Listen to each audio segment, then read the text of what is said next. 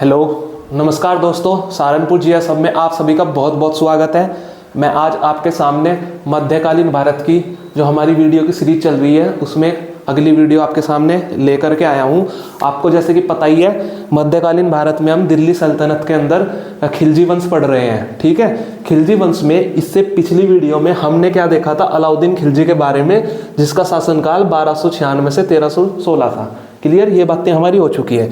इससे पिछली वीडियो में हमने अलाउद्दीन खिलजी का एक बेसिक इंट्रोडक्शन किया था और अलाउद्दीन खिलजी के अभियान किए थे, जिसमें उत्तर भारत का अभियान था और दक्षिण भारत का अभियान था। क्लियर, हमारा दक्षिण भारत के अभियान सारे हो चुके थे कंप्लीट। वो सारा कंप्लीट करने के बाद आज की जो हमारी ये क्लास है, इसके अंतर्गत हम पढ़ेंगे अलाउद्दीन खिलजी के सुधार।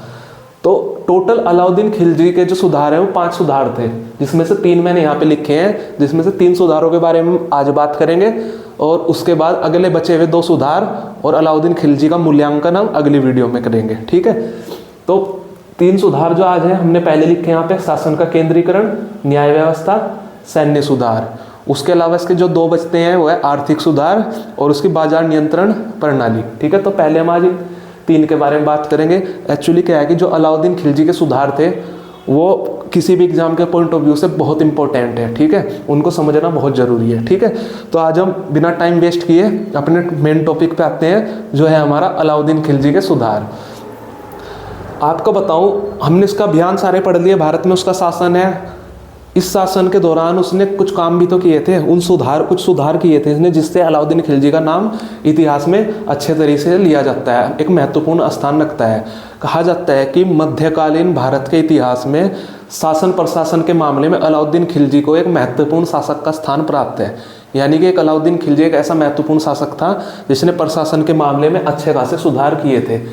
एक के.एस. लाल नाम के इतिहासकार हैं, क्या नाम है उनका, के.एस. लाल।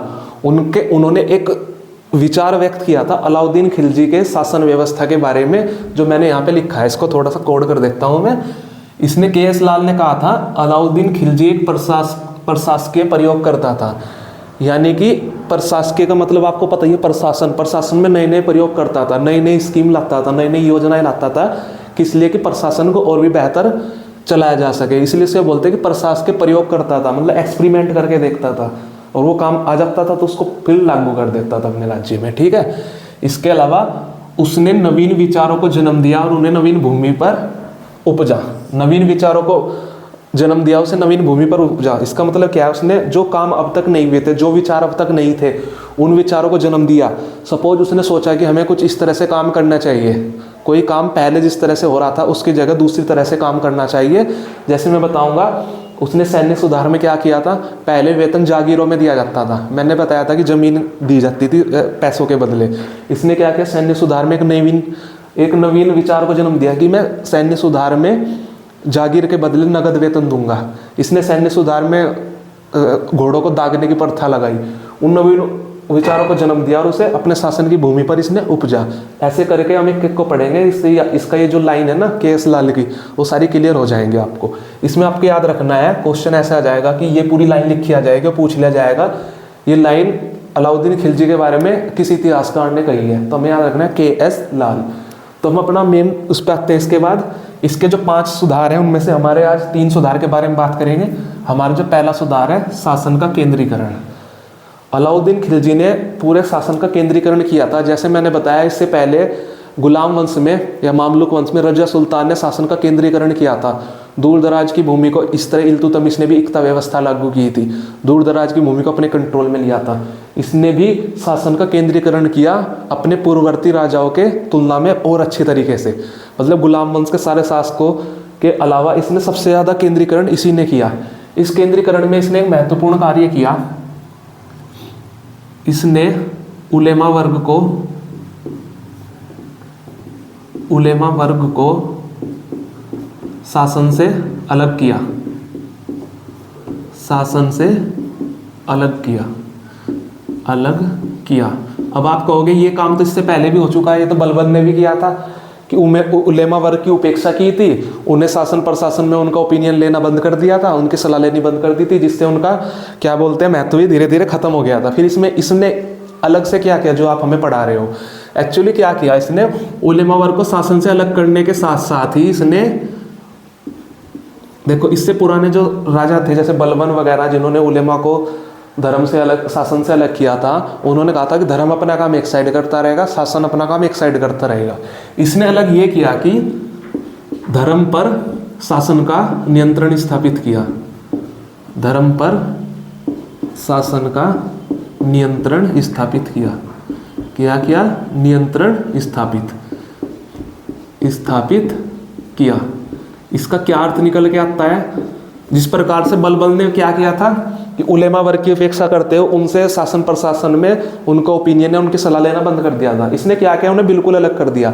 बलबन के टाइम में था कि धर्म का काम उलेमा अपना काम कर रहे थे, शासन का काम बलबन वगैरह जैसे राजा कर रहे थे। इसने क्या किया कि आप अपना काम तो अलग करोगे धर्म का, लेकिन वो भी शासन के मतलब राजा के कंट्रोल में रह के करोगे।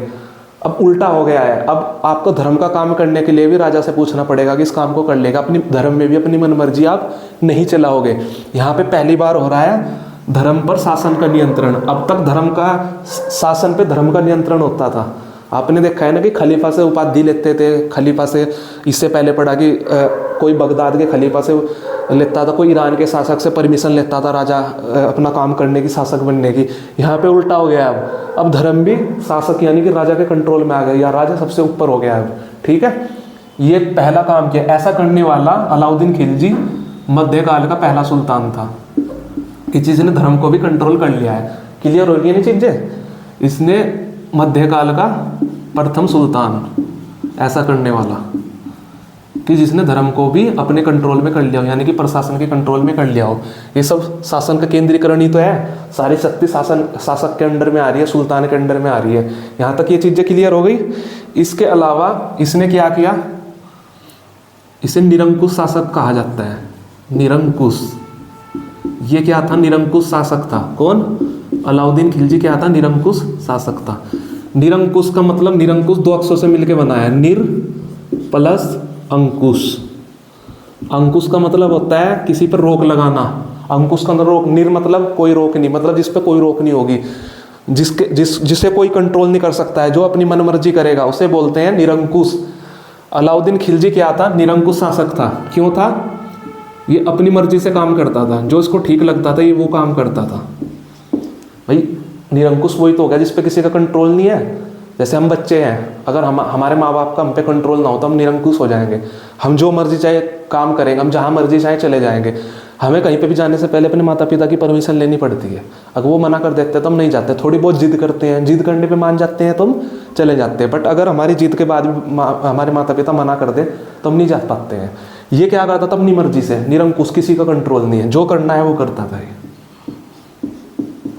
अपनी मर्जी से कार्य करता था, कार्य करता था, मतलब वो काम ठीक है नहीं है, जो उसको ठीक लगता था वो करता था ये। ठीक है। दूसरा इसमें क्या है? निरंकुश में, निरंकुश का मतलब ही, हम निरंकुश की ही बात कर रहे हैं। दूसरा, पहला तो अपनी मर्जी से कार्य करता था, दूसरा इसने अपने सभी विरोधियों का दमन किया, मतलब जो भी इसके अगेंस्ट थे सबका इसने दमन किया।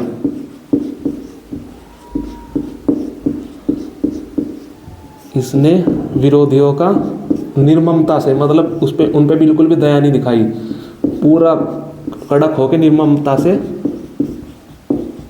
दमन किया। ये सब करने से इसको क्या मिला? ऐसा करने से इसको क्या मिला? सारा शासन इसके केंद्र में आ गया, शासन इसके केंद्र में आ गया, मतलब सारे शासन की जो पावर है इसके अंडर आ गई। किसके? अलाउद्दीन खिलजी के, इसके केंद्र में आ गया। यहाँ तक क्लियर होगी निरंकुश का मतलब? क्लियर।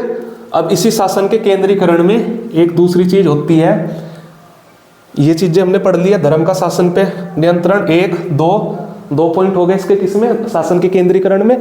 तीसरा काम ये क्या करता है? एक मंत्री परिषद का गठन करता है। कौन? अलाउद्दीन खिलजी। एक काम करने के लिए मंत्री परिषद, मतलब एक मंत्रियों का ग्रुप, मंत्री परिषद। ठीक है, एक मंत्री परिषद का गठन करता है, का गठन करता है कि जो शासन में इसकी सहायता करेंगे। पर इसकी ऐसे याद रखना, मंत्री परिषद कि जो गठन किया है ना इस मंत्री परिषद का क्या काम था, अपनी मर्जी से काम नहीं करते थे ये अलाउद्दीन खिलजी जो ही आदेश देता था वो काम करते थे, खुद से नहीं कुछ भी निर्णय ले सकते थे। जो राजा सुल्तान कहेगा वो काम ही करेंगे, अपनी तरफ से कुछ काम नहीं करेंगे, ठीक है। इसके अलावा देखो 1, 2 पॉइंट, 3 पॉइंट, एक यहीं पे लिख देते हैं हम इसका चौथा पॉइंट। इसने क्या किया कि उच्च पदों पे जो अमीर बैठते थे ना उन्हें हटाया, निम्न पद साधारण लोगों को उच्च पदों पे बिठाया। मतलब जो हाई लेवल की पोस्ट थी ना इसके यहाँ, उच्च पदों पर अमीरों को हटा करके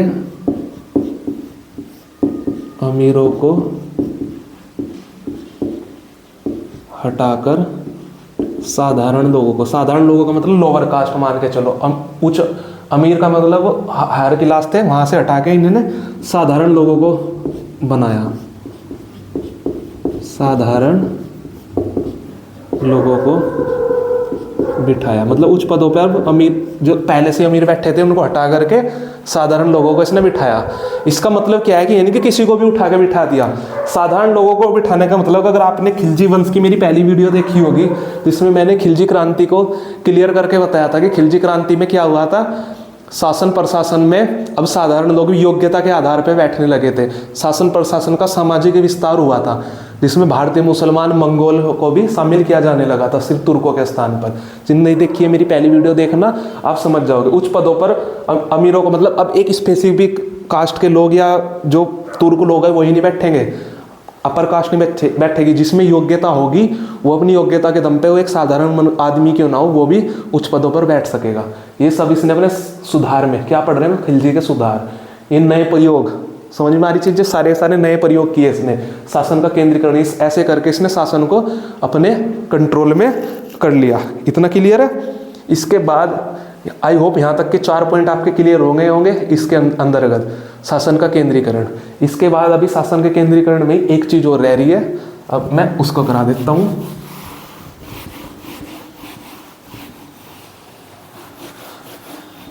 इसमें ही हम देखते हैं 5वां पॉइंट। देखो 4 पॉइंट हमने कर दिए, इसी का 5वां पॉइंट।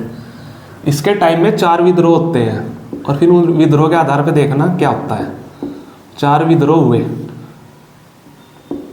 4 लोगों ने किए थे। देखो पहला नव मुसलमानों का विद्रोह, नव मुसलमानों का। बताइए आपको नव मुसलमानों कौन थे? नव मुसलमानों का विद्रोह कौन थे? ये जो मंगोल आए थे भारत और उलुग खान के नेतृत्व में यहीं पे रह गए थे। ये विद्रोह कब हुआ था? इससे पिछली वीडियो में जब हमने पढ़ा था ना गुजरात का अभियान में खुम्मस के लूट को लेकर विद्रोह कर दिया था, ठीक है। और उसको कहाँ के राजा ने अपने यहाँ शरण दी थी? रणथंभौर के राजा हम्मीर देव ने, जिसके कारण ही वो युद्ध हुआ था। याद है चीजें? तो वो यही विद्रोह था। पहला विद्रोह ये हुआ। दूसरा विद्रोह हुआ अकत खान का विद्रोह। सिर्फ ये याद रखना है किस किस का विद्रोह था वो, अकत खान का विद्रोह। तीसरा मंजू खान का विद्रोह। इनके नाम याद रखने हैं आपको, मंजू खान का विद्रोह। तीन विद्रोह हो गए, एक लास्ट है क्योंकि 4 बताया मैंने। चौथा विद्रोह होता है इसके टाइम में हाजी मौला का विद्रोह, ठीक है। किसका विद्रोह? हाजी मौला का विद्रोह। हाजी मौला का विद्रोह। देखो एक क्वेश्चन इनसे यहीं से आ सकता है। क्वेश्चन आ जाएगा निम्नलिखित में से कौन सा विद्रोह अलाउद्दीन खिलजी के समय में नहीं हुआ था? इनमें से कोई से 3 का नाम दे देगा, चौथा कोई सा और विद्रोह आ जाएगा, पूछ लेगा, आपको वो आइडेंटिफाई करना होगा। यह आ जाएगा कि इन 4 में से किसी एक का नाम आ जाएगा, पूछ लिया जाएगा। 3 विद्रोह कोई और हो जाएंगे, एक विद्रोह इनमें से हो जाएगा कि निम्नलिखित में से कौन सा विद्रोह अलाउद्दीन खिलजी के टाइम में हुआ था। तो इसके टाइम में 4 विद्रोह हुए। कौन कौन से? नौ मुसलमानों का विद्रोह, अकत खान का विद्रोह, मंजू खान का और हाजी मोल्ला का। जब ये देखता है कि ये इतने सारे विद्रोह हो रहे हैं तो इन विद्रोह का अलाउद्दीन खिलजी ने कारण जानने की ट्राई करता है।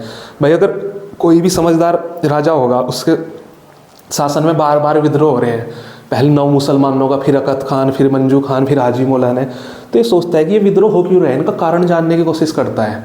तो इसका कारण जानने के लिए, इन विद्रोहों का कारण जानने के लिए एक समिति का गठन करता है। कारण जानने के लिए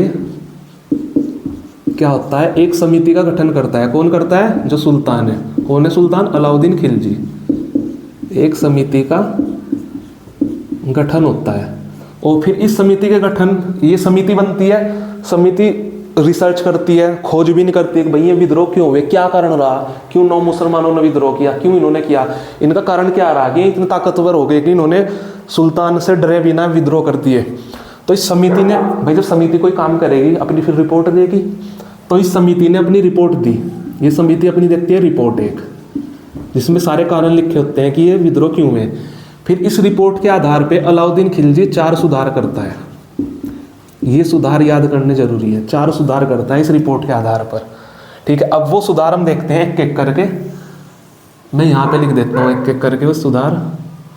पहला सुधार ये क्या देखता है, ये देखता है कि जो दान दक्षिणा में या किसी को गिफ्ट में जमीन दी गई थी ना, जैसे किसी बड़े अधिकारी को खुश होकर जमीन दे दी, उसने बहुत अच्छा काम किया, लो तुम्हें इतने बीघा जमीन दे दी जाती है। जैसे आज की भाषा में बोल दूँ, इतने बीघा जमीन तुम्हें राजा ने खुश होकर दे दी, जाओ ऐश करो। ठीक है, तो दान, या किसी को धार्मिक लोगों को दान दक्षिणा में ज़मीन दे दी जाती थी। तो इसने देखा कि इन लोगों के पास दान दक्षिणा से इतनी ज़मीन इकट्ठी हो गई थी कि दान दक्षिणा मिलती रहती थी, उपहार मिलते रहते थे, कि वो ज़मीन बहुत ज़्यादा हो चुकी थी, जिससे ये बहुत प्रभावशाली हो गए थे। इनके पास पैसा इतना इकट्ठा हो गया ज़मीन से कि अपने आप को बहुत वो समझने लगे, कि अपना सर उठाने लगे। समझ रहे हो, सुल्तान का भय इनके अंदर से ख़त्म होने लगा। तो ये इसे एक रीजन इन्हें ये मिला कि इस वजह से भी ये विद्रोह कर रहे हैं। तो इसे करने के लिए सुधार क्या करता है ये, दान दक्षिणा या फिर उपहार में दी गई जमीन को जब्त कर लिया। दी गई जमीन, ये दी जाने वाली जमीन पर रोक लगा दी। मतलब जो अब तक तो दे दी, जिसने दे दी कि अब आगे से कोई नहीं देगा। दी जाने वाली जमीन पर रोक लगा दी कि अब कोई किसी को दान में जमीन या उपहार में जमीन नहीं देगा, पर रोक लगा दी। ये भी इसने एक सुधार किया। क्या किया कि रोक लगा दी। ठीक है, ये पहला सुधार इसका कंप्लीट हो गया। किसके आधार पे हो रहा है? ये जो 4 विद्रोह हुए थे इनके आधार पे ये सुधार किए इसने। ठीक है, दूसरा सुधार ये क्या करता है? दूसरे सुधार में सबसे इंपॉर्टेंट सुधार है, ये शराबबंदी करता है। शराबबंदी मतलब शराब की बिक्री बंद करा देता है। शराबबंदी, इसको आपको पता होगा, शराब पी के इंसान अपने दिमाग से, विवेक से तो काम नहीं लेता है। ठीक है, एक वो होता है ना, आपने भी देखा होगा कि जिसकी जो एक चूहे से डर जाता है शराब पी के, वो भी शेर बन जाता है। तो इसने देखा कि शराब पी के लोगों के अंदर में राजा का डर खत्म हो गया है, कि लोग अत्यधिक शराब पीते हैं और वो फिर उनको अपने दिमाग से काम नहीं लेते, उनके अंदर राजा का डर नहीं रहता। इसलिए सबसे पहले शराबबंदी करता है। इसमें याद रखने वाली ये चीज़ है, शराबबंदी करने वाला ये मध्यकाल का पहला सुल्तान था। मध्यकाल का पहला सुल्तान जिसने शराबबंदी की थी। क्वेश्चन ही आएगा आपके पास, कई बार आया हुआ है कि मध्यकाल में शराबबंदी करने वाला प्रथम सुल्तान कौन था? प्रथम सुल्तान अलाउद्दीन खिलजी था। ये इसका सुधार था कि समाज में शराबबंदी करूंगा मैं, ये इसका एक सुधार था। इसके बाद अकबर ने शराबबंदी की थी, और अकबर के बाद किसने की थी वो भी हम बात करेंगे जब हम आगे चैप्टर पे आएंगे एक एक करके। तो पहला सुल्तान कौन था जिसने शराबबंदी की? अलाउद्दीन खिलजी। देखो मैं डायरेक्ट बता देता कि इसने दान दक्षिणा में दी जाने वाली भूमि कैंसिल करा दी, अब नहीं लेगी, शराबबंदी कर दी। या अगले 2 है वो बता दूंगा। कॉन्सेप्ट कहाँ रहा फिर उसमें? वो सब तो लुसेंट की किताब है, उठा लो, रट लो, रट के चले जाना, फिर 2 दिन बाद उसको भूल जाओगे, या 4 महीने बाद फिर एग्जाम होगा, फिर से वही रटना पड़ेगा जीरो से स्टार्ट करके। तो हमें रटना नहीं है, हमें कॉन्सेप्ट समझने हैं कि ये विद्रोह हुए थे, इनको कारण जानने के लिए एक समिति बनाई, उस समिति ने रिपोर्ट दी, उस रिपोर्ट के आधार पर इसने ये चीज़ें की। ऐसे कॉन्सेप्ट बना के हमें पढ़ना है। तीसरा सुधार इसने क्या किया? शराबबंदी कर दी, दान दक्षिणा दी गई, भूमि पर रोक लगा दी। अब इसने क्या किया? आपको पता है अमीर लोग थे जो उच्च पदों पर बैठे थे। अमीर लोग क्या करते थे? भाई आप एक बात बताओ, जैसे कोई एक IAS है, IPS ऑफिसर है, बड़ी रैंक का ऑफिसर है, वो अपने बेटों के या अपनी बेटी के, अपने बच्चों के या अपने परिवार वालों की शादी किन में करेगा? एक नॉर्मल आदमी में, मजदूर से करेगा, नॉर्मल जॉब करने वालों से करेगा, IPS IAS लेवल से करेगा। जैसे ऐसे मान लो कोई रिच फैमिली वाले लोग हैं, अमीर लोग अपनी ज़्यादातर शादी अमीरों में अपनी स्टैंडर्ड में करते हैं, अपने लेवल में। ठीक है। तो इससे क्या हुआ, जो अमीर लोग थे, पहले समझ लो इसको, अमीर लोग कि जो अपने आपसी संबंध होते थे, शादी कर लिया, एक अमीर, अमीर का मतलब ये उच्च पदों पे बैठे हुए हाई रैंक वाले लोग, एक उसने दूसरे अपने हाई रैंक वाले एक व्यक्ति से अपने घर में मतलब शादी विवाह के इन्होंने रिलेशन बनाने स्टार्ट कर दिया, अपनी बेटी का कर दिया, अपने बेटे का। तो इनसे क्या हुआ, ऐसे इन अमीरों का ग्रुप बनने लगा, साथ में शादी ब्याह करते थे और आपसी में दावत वगैरह करते थे कि आज उसकी पार्टी में बुला रखे हैं। इनसे मेल मिलाप इनका बढ़ने लगा। जब शादी विवाह जैसे संबंध, यारी दोस्ती बढ़ती है तो संबंध मजबूत हो जाते हैं। तो ऐसे करके इन अमीरों का ग्रुप बनता चला जाता था, जो इसको अलाउद्दीन खिलजी को लगा कि ये अमीर एक ग्रुप बना के इतने ताकतवर ना हो जाए कि मेरे खिलाफ विद्रोह कर देंगे। ये सभी से रिपोर्ट से मिला कि एक विद्रोह का कारण ये भी है कि अमीर आपस में मेल मिलाप कर रहे हैं और मेल मिलाप करके उनके संबंध आपस में स्ट्रॉन्ग हो रहे हैं। हो सकता है वो कल इसलिए विद्रोह भी हो जाते हैं, वे मेल मिलाप करके स्ट्रॉन्ग हो जाते हैं। उन्हें एहसास होता है कि हम ताकतवर राजा से ज़्यादा हो गए हैं। तो इसने क्या किया, इसे सुधार करने के लिए अमीरों के मेल मिलाप को रोकने के लिए कॉन्सेप्ट को पकड़ते हुए चलो बस, मेल मिलाप को रोकने के लिए उनके आपसी दावत का मतलब समझते हो ना, आपसी दावत और वैवाहिक संबंधों पर वो रोक लगा दी कि आपस में विवाह भी नहीं कर पाएंगे, कहीं और कर लो, आपस में मत करो, जिससे इनके संबंध मजबूत ना हो और ये सुल्तान के खिलाफ विद्रोह ना कर सके। संबंधों पर रोक लगा दी, ठीक है, संबंधों पर रोक लगा दी। इतना क्लियर है, ये कॉन्सेप्ट समझ में आ गया होगा। चौथा और महत्वपूर्ण काम इसने क्या किया कि अब तो मुझे पता चल गया ये विद्रोह हुए, आगे भविष्य में विद्रोह ना हो। भाई देखो, जो बीत चुका उसका तो कोई इलाज नहीं होता, लेकिन बीतती हुई घटना से हम सीख लेके आने वाले समय के लिए सतर्क हो जाते हैं। तो इसने सतर्क होने के लिए क्या किया, एक गुप्तचर विभाग का गठन किया, मतलब एक इंटेलिजेंस सर्विस बनाई, एक जासूसों का ग्रुप बनाया, ठीक है, उसे बोलते हैं गुप्तचर विभाग। गुप्तचर विभाग का गठन किया, ठीक है, गुप्तचर विभाग का गठन किया। इसका जो प्रमुख होता था, अब गुप्तचर तो आप समझ ही गए होंगे, वो जा जाके सीक्रेट इन्फॉर्मेशन लेके आएगा कि भाई आपके राज्य में ये सब चल रहा है, ठीक है, और वो गुप्तचर विभाग जब सीक्रेट इन्फॉर्मेशन देगा इन्हें कि भाई ऐसे ऐसे गड़बड़ हो रही है, तो राजा तभी का तभी वो घटना घटने से पहले उस पर रोक लगा देगा। एक ही याद रखना, इस गुप्तचर विभाग का प्रमुख बरीद कहलाता था।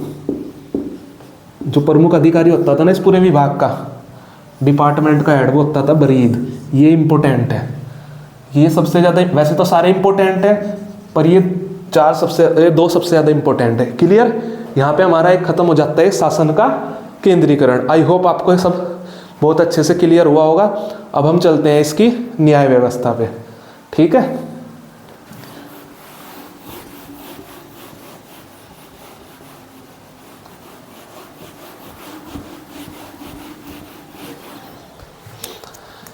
ये टॉपिक हमारा कंप्लीट। अब हमारा आता है न्याय व्यवस्था कि शासन प्रशासन को चलाने के लिए इसने कैसी न्याय व्यवस्था लागू की। न्याय व्यवस्था में पहला पॉइंट है, इसकी न्याय व्यवस्था कठोर थी, मतलब किसी से भी वो नहीं करता था कि कठोर थी न्याय व्यवस्था, ठीक है। ये अपराधी और उसके सहयोगी, मतलब जिसने अपराधी की सहायता भी की है ना, अपराधी दोनों को दंड देता था, अपराधी व उसके सहयोगी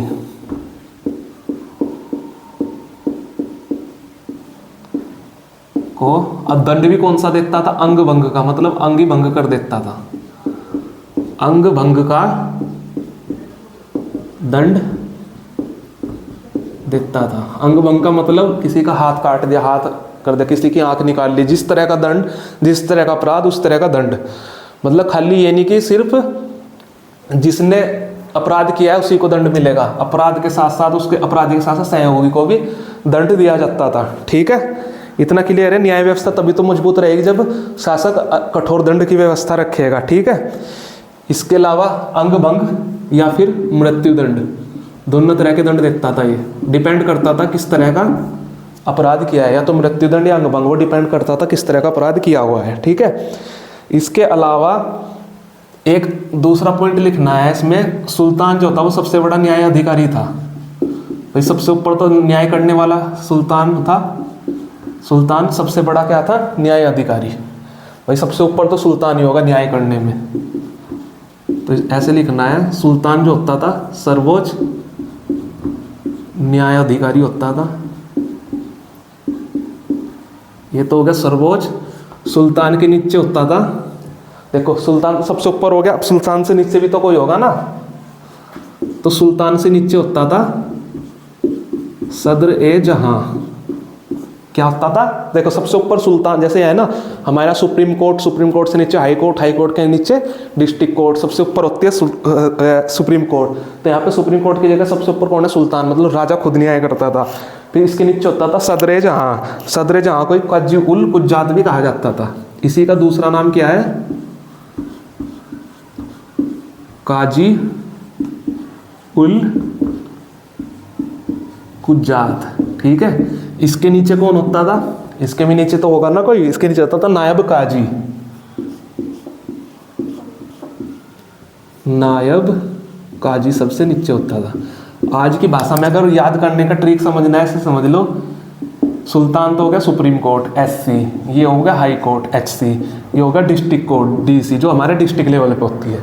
तो ऐसे था सुल्तान सर्वोच्च न्यायाधिकारी, सदर, इसके नीचे होता था सदर जहां, जिसे काजी कुलजात भी कहा जाता है, और नायब काजी। क्वेश्चन इस तरह आ जाएगा कि अलाउद्दीन खिलजी की शासन व्यवस्था में सर्वोच्च न्यायाधिकारी कौन होता था, मतलब सबसे ऊपर न्याय कौन करता था, कौन करता था, सुल्तान। यह आ जाएगा काजी और कुज्जात का संबंध किस व्यवस्था से है, तो अलाउद्दीन खिलजी की न्याय व्यवस्था से है।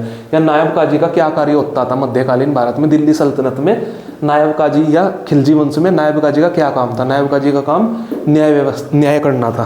क्लियर। अब एक चीज और है, ये इसकी न्याय व्यवस्था कठोर थी, इसी कठोर में ऐसे समझ लो, ऐसे लिखने वाले की जरूरत नहीं है, ये भी बलबन की तरह, मैंने बलबन की न्याय व्यवस्था बताया था ना, वो न्याय करते समय अपने सगे संबंधियों की भी परवाह नहीं करता था, परिवार के लोगों की भी परवाह नहीं करता था। सेम अलाउद्दीन खिलजी था, ये भी अपना दोस्त है, परिवार का है, कोई भी है, कोई परवाह नहीं करता था, सबको समान न्याय देता था, जो कि अलाउद्दीन खिलजी की एक अच्छी चीज़ थी। क्लियर, ये न्याय व्यवस्था यहाँ से क्लियर हो जाती है। अब हमारा तीसरा आता है आज की वीडियो का अंतिम, जो है इसके सैन्य सुधार। ठीक है, अब हम बात कर लेते हैं इसके सैन्य सुधार के बारे में। ये हमारा कंप्लीट हो चुका है। आई होप आपको ये दोनों टॉपिक समझ में आए होंगे। तीसरा हमारा सैन्य सुधार। ठीक है, सैन्य सुधार में इसने 3 काम कराए थे। अब एक एक करके हम तीनों कामों को पढ़ेंगे। सैन्य सुधार के अंतर्गत इसके कितने काम हुए थे, 3 कार्य हुए थे। तो हम देखते हैं पहला कार्य, हम इनको फर्स्ट सेकंड में डिवाइड कर लेते हैं।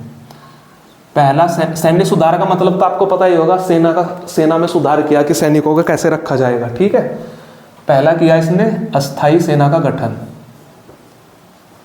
अस्थाई सेना का गठन। एक एक करके हम पढ़ते चलते हैं, पहले इसी को कंप्लीट करते हैं कि अस्थाई सेना का गठन क्या है।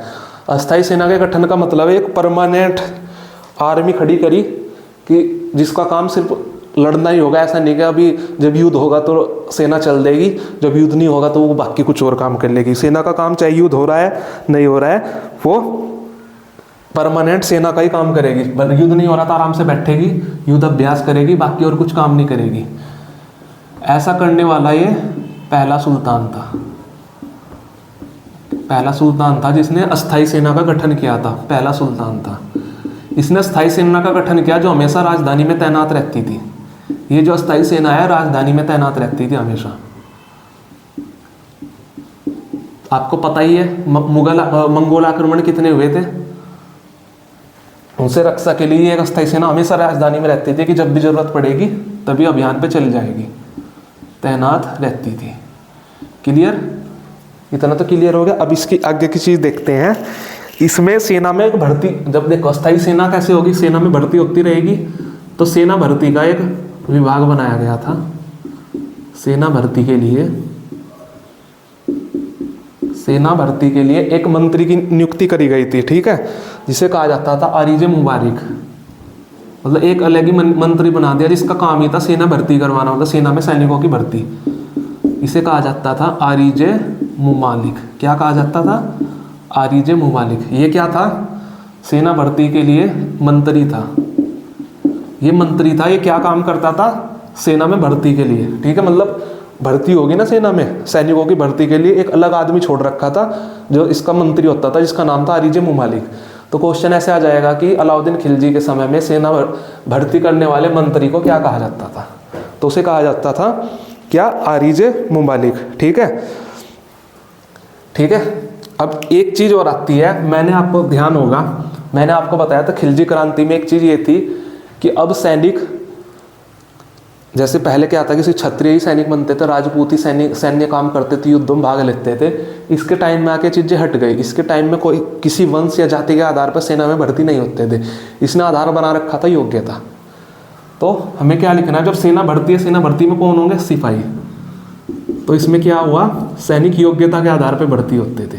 ये इनने सुधार किया। बताया था ना, नवीन विचारों को जन्म दिया। यही इसके नए विचार थे जिन्हें अप्लाई करता था अपनी पॉलिसी में। सैनिक योग्यता के आधार पर भर्ती होते थे। योग्यता के आधार पर भर्ती होते थे, ना कि जाति या वंश के आधार पर भर्ती होते थे, ना कि जाति या वंश के आधार पर। क्लियर हो रही है चीजें? वंश के आधार पर। ये पॉइंट क्लियर हो गया। इसके अलावा एक और पॉइंट था, जो सैनिक भर्ती होते थे ना, उनका ना हुलिया रखा जाता था। मैं बताता हूँ हुलिया कैसे है या हुलिया का मतलब क्या है। सैनिकों का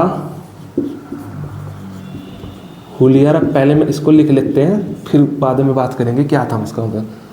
हुलिया दर्ज किया जाता था, मतलब रजिस्टर्ड किया जाता था हुलिया। हुलिया दर्ज होता था। क्यों होता था हुलिया दर्ज? ताकि सैनिकों की प्रतिनियुक्ति ना हो सके, मतलब दोबारा ना नियुक्ति हो सके। जो एक बार नियुक्त हो गया वो दो, मतलब एक ही आदमी दो बार नियुक्त होकर डबल तनख्वाह ना ले ले, कि प्रतिनियुक्ति ना हो सके, प्रतिनियुक्ति ना हो सके।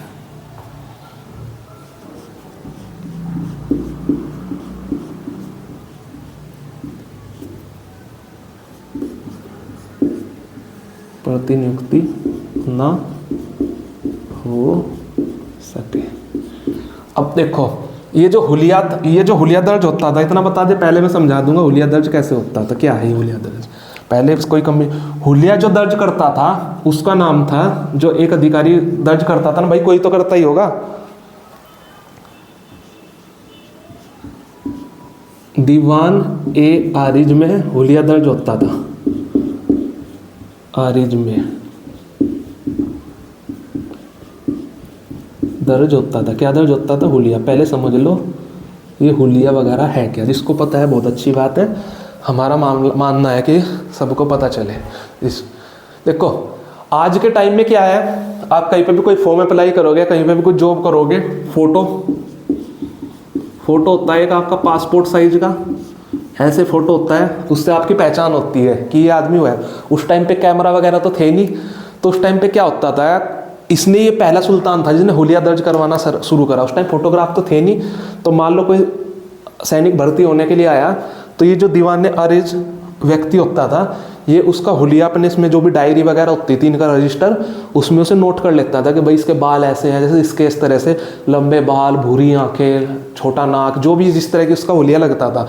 हुलिया का मतलब चेहरा के क्या हुलिया, तो उसका चेहरा एक तरह से दर्ज कर लेता था ये अधिकारी, ठीक है, अपने उसमें, जिससे प्रतिनियुक्ति ना हो सके। प्रतिनियुक्ति मतलब जैसे आपका फोटो है, एक आदमी है, मान लो एक आदमी की 1000 रुपये सैलरी है, उस टाइम फोटोग्राफ तो ऐसा कुछ था नहीं, वही आदमी एक बार इस नाम से हो गया। उस टाइम में आधार कार्ड वगैरह थोड़े ना थे, कि अभी तो राम के नाम से वो क्या हो गया, सैनिक भर्ती हो गया, कुछ टाइम बाद थोड़ा सा और अपने में चेंज वेंज करके श्याम के नाम से ऐड हो जाए। आदमी एक ही है पर वहाँ पे इनके रिकॉर्ड में 2 है, तो इस तरह से एक आदमी के 1000 रुपये सैलरी थी, आदमी एक ही है, 2000 रुपये सैलरी है, मतलब डबल काम एक ही कर रहा है, सैलरी डबल ले रहा है। इससे क्या होता था, इन्हें नुकसान होता था। ठीक है, तो इन्होंने हुलिया दर्ज किया ताकि सैनिकों की प्रतिनियुक्ति ना हो सके, जो एक बार नियुक्त हो गया दोबारा नियुक्त हो सके। तो ये पहला सुल्तान था जिसने सैन्य सुधार में हुलिया दर्ज करना स्टार्ट किया था। ठीक है, एक तो देखो क्या क्या हुआ, एक पहला सुल्तान जिस अस्थायी सेना का गठन किया जो परमानेंट राजधानी में रहेगी रक्षा के लिए। दूसरा, सेना भर्ती के लिए आरिजे मुबालिक नाम का एक मंत्री अलग लगा दिया जिसका काम ही सेना में भर्ती करना था। सैनिक योग्यता के आधार पर भर्ती होते थे, ना कि जाति या वंश के आधार पर। ये भी अच्छी चीज़ है। सैनिकों का हुलिया मैंने अभी बताई है। तो हमारा अस्थायी सेना का गठन टॉपिक इसमें क्लियर हो गया। अब इसमें एक दो चीज़ें और बची हैं, तब हम देख लेते हैं इसकी दूसरी चीज़। तो हेडिंग हमारी ये रहेगी स्थायी सेना गठन, वो बताई दिया आपने, नोट कर लिया होगा। अब इसमें आएगा दूसरा, ये सारी चीज़ें सैन्य सुधार के अंतर्गत चल रही हैं हमारी। ये होगा स्थायी सेना का गठन, इसके बाद होगा सैनिकों को नगद वेतन। ये पहला सुल्तान था जिसने सैनिकों को नगद वेतन देना स्टार्ट किया। सैनिकों को नगद वेतन, नगद वेतन। आपको मैंने बताया था इससे पहले वेतन कैसे दिया जाता था, जागीरों में, मतलब जमीन दे दी जाती थी जागीरों में इससे पहले। तो इसने क्या किया, जागीरों को हटा के नगद कैश में कैश देना स्टार्ट किया।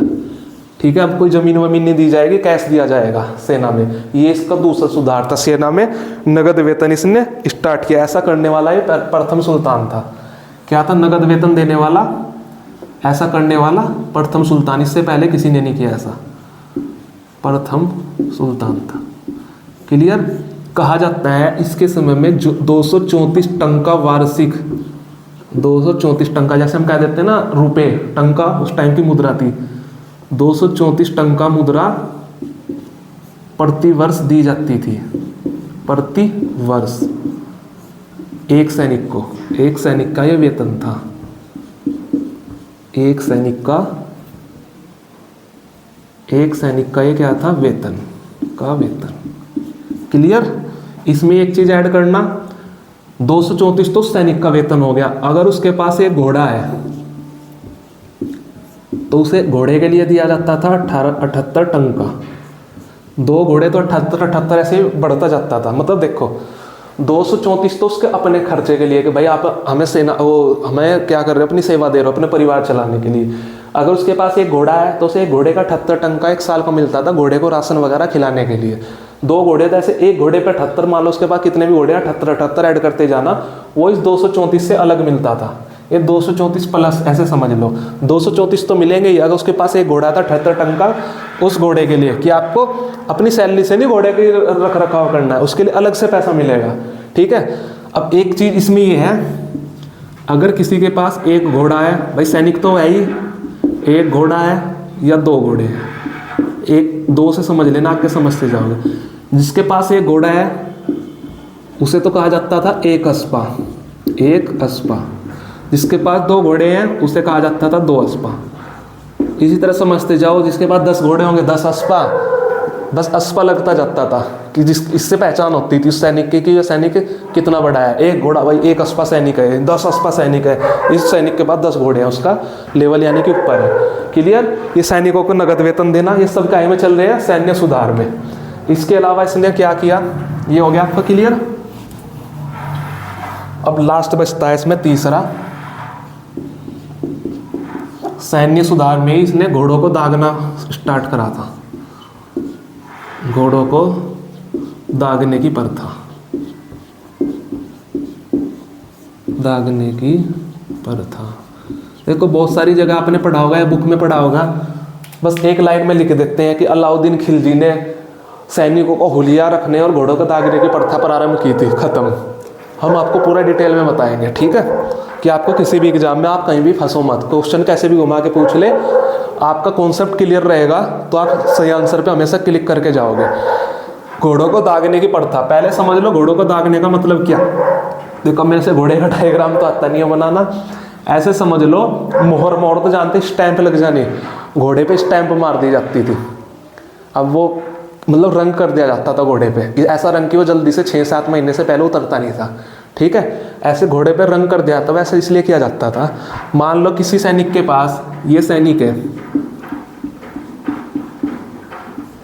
ये है सैनिक, इसके पास हैं 10 घोड़े हैं। एक दूसरा सैनिक है ये,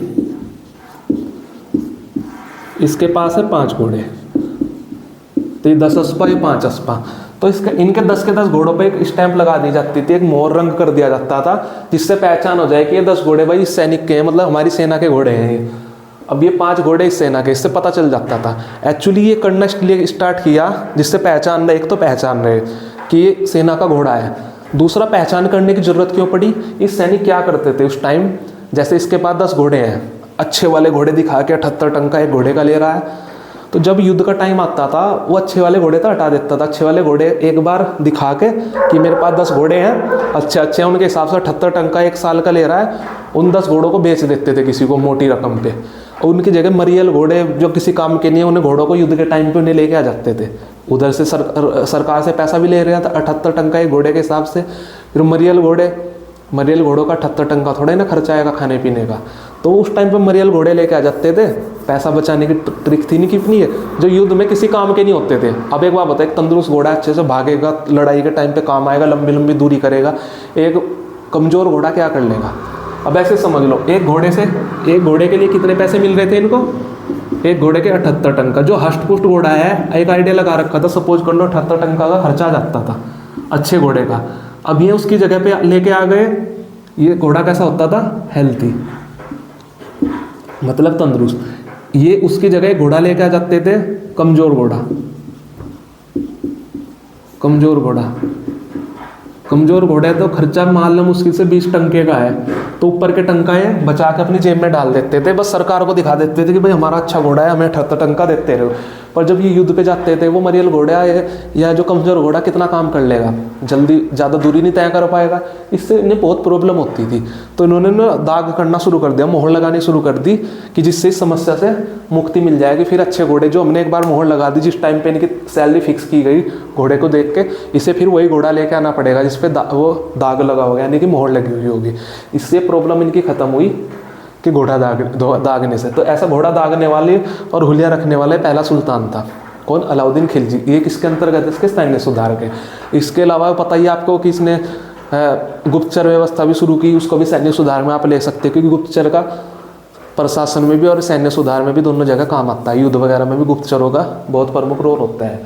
तो आज हमने 3 देखे, इसके अलावा हमारे 2 और बचते हैं। चौथा होगा हमारा आर्थिक सुधार। किसने व्यापार के लिए क्या सुधार किए, आर्थिक सुधार। मैं टॉपिक बता रहा हूँ अभी हमारे क्या क्या बचे। 5वां होगा बाजार नियंत्रण। एक इसने बाजार नियंत्रण प्रणाली लागू की थी, उसको पढ़ेंगे कैसे कैसे, बाजार नियंत्रण प्रणाली। इन सब के बाद इसका एक लास्ट टॉपिक बचेगा, इसका मूल्यांकन। किसका, अलाउद्दीन खिलजी का मूल्यांकन बचेगा। क्लियर। ये 3 टॉपिक बचेंगे अलाउद्दीन खिलजी के जीवन के बारे में, जिसे हम इससे अगली वीडियो में करेंगे, क्योंकि वीडियो काफ़ी लंबी हो चुकी है। इस क्लास को हम यहीं पे रोक देते हैं, बाकी हम अगली में करेंगे ये 3 टॉपिक को। उसके बाद इसके अगले जो शासक होंगे उनके बाद बात करें, मतलब अगली 2 वीडियो में हमारा खिलजी वंश कंप्लीट हो जाएगा। तो मिलते हैं इस वीडियो को यहीं पे रोकते हुए अगली वीडियो में। तो तब तक के लिए अपना ध्यान रखिए और अच्छे से पढ़ाई कीजिए। अगर आपको मेरी वीडियो अच्छी लगी है तो चैनल को सब्सक्राइब कीजिए और अपने दोस्तों में वीडियो को शेयर कीजिए। अपना सपोर्ट बना के रखिए। ठीक है, थैंक यू, टेक केयर।